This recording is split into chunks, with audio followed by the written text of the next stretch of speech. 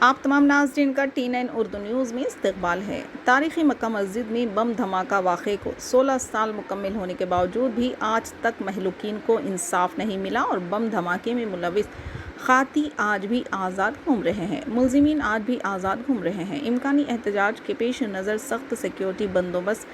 حیدرآباد تاریخی مکہ مسجد میں بم دھماکے واقعے کے 16 سال مکمل ہونے کے باوجود بھی آج تک مہلوکین کو انصاف نہیں ملا اور بم دھماکے میں ملوث قاتی آج بھی آزاد گھوم رہے ہیں۔